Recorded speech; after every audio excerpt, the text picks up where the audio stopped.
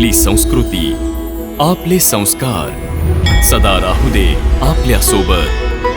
भारताच्या महान ग्रंथांचे आणि काव्यांचे संपूर्ण संकलन. सबस्क्राईब करा तिलक.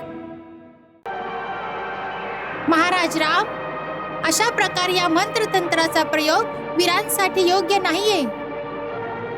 जर जमणार असेल तर सच्च्या क्षत्रियाप्रमाणे आम्हाला अस्त्रशस्त्रांनी पराजित करा, भावनेची मोहिनी घालून नाही. बालक, आम्ही तुझे सगळे अपराध क्षमा करतो. हा यज्ञाचा अश्व आम्हाला परत कर. आम्ही तुला कुठलाच दंड देणार नाही. युद्धात आम्हाला पराजित करा आणि घोडा घेऊन जा. आणि हे सुद्धा लक्षात ठेवा की घोडा न घेताच परत गेलात तर समस्त विश्वात अपयश पसरेल.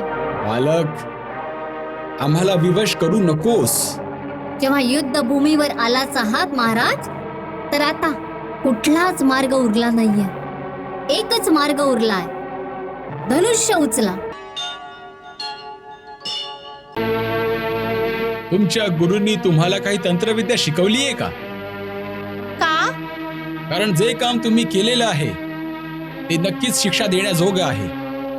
पण तुम्हाला पाहून नाही मला तुम्हाला दंड देण्याची इच्छा होत आहे, नाही तुमच्याशी युद्ध करण्याची. माझी अवस्था सुद्धा तशीच आहे. मी तर असा विचार करतोय की तुम्ही कुठल्या तरी मोहिनी मंत्राचा जप करत आहात.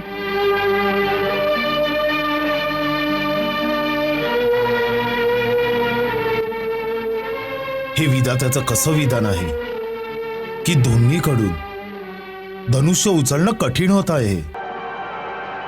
महाराज राम, अशा प्रकारे या मंत्रतंत्राचा प्रयोग वीरांसाठी योग्य नाहीये.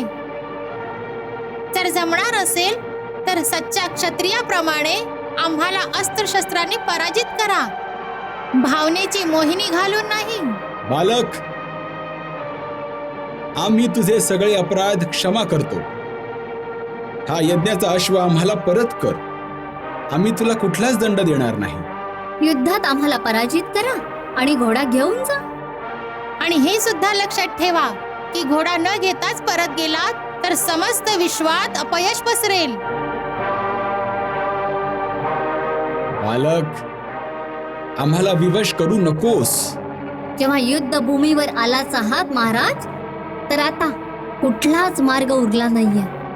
एकच मार्ग उरलाय, धनुष्य उचला.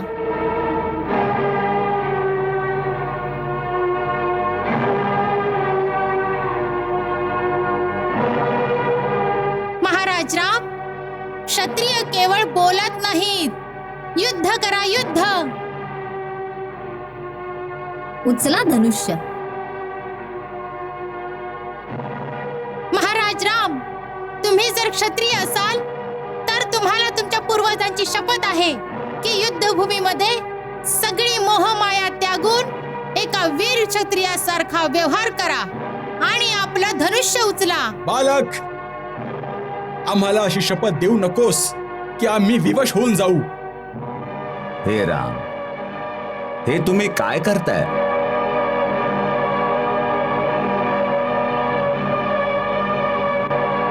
महर्षी, मुलांच्या बोलण्यात येऊन हा काय अनर्थ करताय तुम्ही?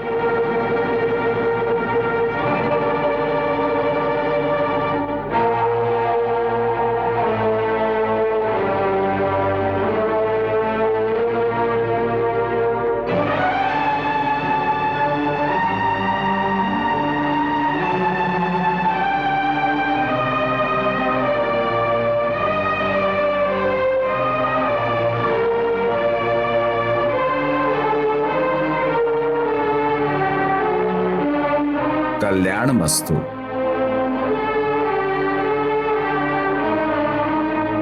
प्रभू, स्त्री, वृद्ध आणि बालक या तिघांच्याही रक्षेचा भार तर राजावरच असतो.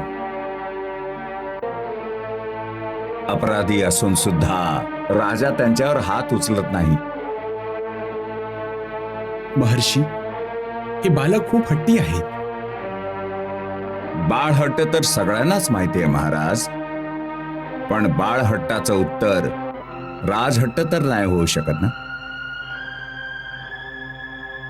कुश, लव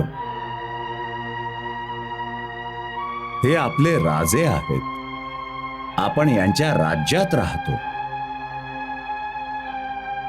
राजासमोर अस्त्र उचलणं राजधर्मानुसार पाप आहे. तुम्ही राजाची अवज्ञा केली आहे. तुम्ही राजाचा घोडा का पकडला?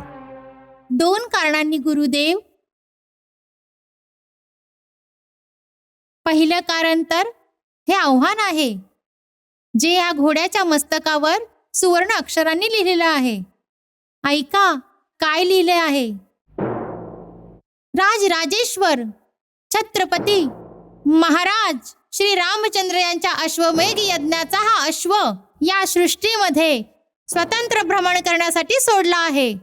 ह्याच्या समोर नतमस्तक होणाऱ्यांना महाराज रामाची शरण प्राप्त होईल आणि जो ह्याला पकडण्याचे दुस्साहस करेल त्याला श्रीराम यांच्या सेनेसोबत युद्धाचे आव्हान स्वीकारावे लागेल.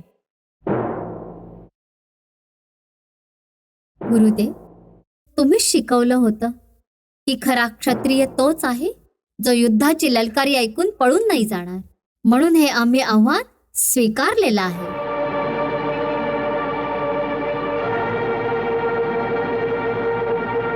आणि दुसरं कारण? खुश दादाला महाराज राम यांना काही प्रश्न विचारायचे होते. मग मी विचार केला की अशी तर आमची भेट महाराज राम सोबत होऊ शकणार नाही. जर हा घोडा पकडला तर त्याला सोडवण्यासाठी महाराज राम स्वतः येतील आणि कुश दादा त्यांना प्रश्न सुद्धा विचारेल. विचार, काय विचारायचं आहे तुला? एकच प्रश्न आहे महाराज. आमचे गुरुदेव म्हणतात तुम्ही मर्यादा पुरुषोत्तम आहात, पण ही कोणती मर्यादा आहे ज्याच्या पत्नीचा, जिच्या पवित्र असण्यावर तुमचा स्वतःचा विश्वास आहे, केवळ काही लोकांनी निंदा केली म्हणून त्याग केला जावा आणि तिला असहाय्य अवस्थेत वनवासाचं दुःख भोगण्यासाठी विवश केलं जावं? हा कोणता धर्म आहे? राजधर्म.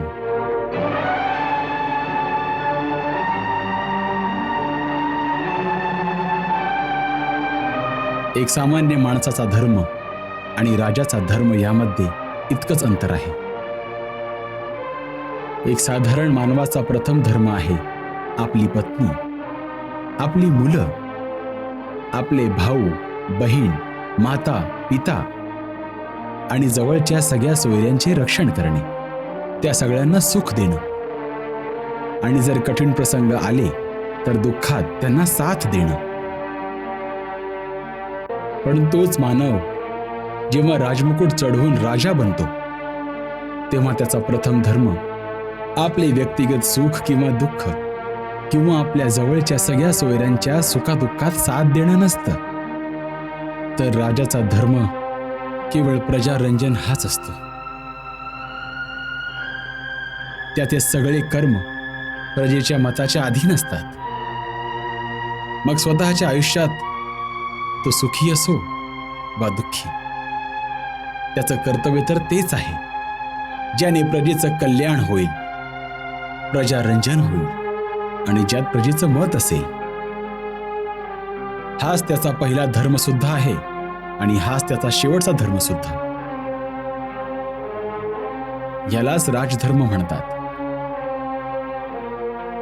म्हणजे याचा अर्थ असा आहे की अन्याय तुम्ही नाही तर अयोध्येच्या प्रजेनं केला आहे.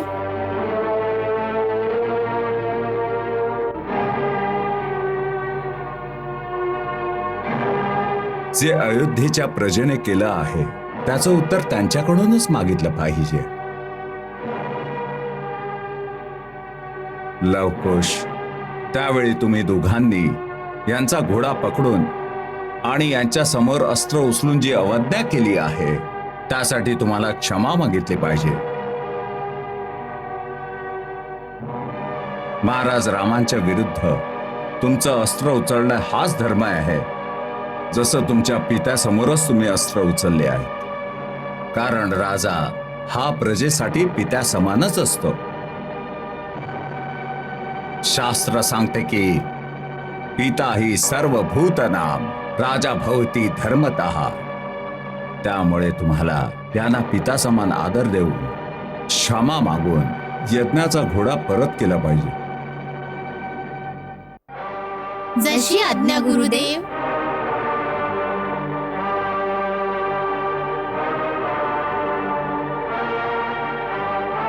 महाराज, आम्ही क्षत्रियांचं कर्तव्य समजून चुकीनं आपली जी अवज्ञा केली आहे त्यासाठी आम्ही आपली क्षमा मागतो. जर तुम्ही आम्हाला कुठला दंड देऊ इच्छित असाल तर तोही आम्हाला मान्य आहे.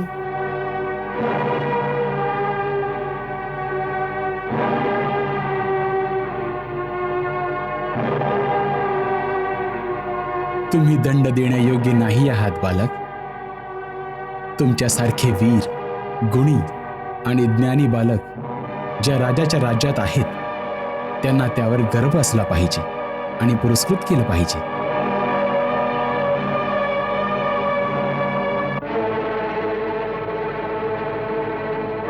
जेव्हा तुमचं शिक्षण पूर्ण होईल आणि जर तुमच्या गुरूंनी आणि माता पित्यांनी तुम्हाला आज्ञा दिली तर तुमच्या दोघांसाठी माझे दरवाजे सदैव उघडे असतील.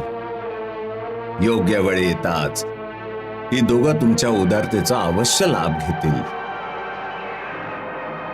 कुश, वत्सा, अयोध्याच्या सेनेवर या विजयाने तू माझी विद्या सफल केलीस. आता चैतन्य अस्त्राने या सगळ्यांची मूर्छा भंग करा, ज्यामुळे महाराज संपूर्ण बंधू बांधवांसहित जाऊन आपला यज्ञ पूर्ण करतील. जशी आज्ञा गुरुदेव. चला महाराज.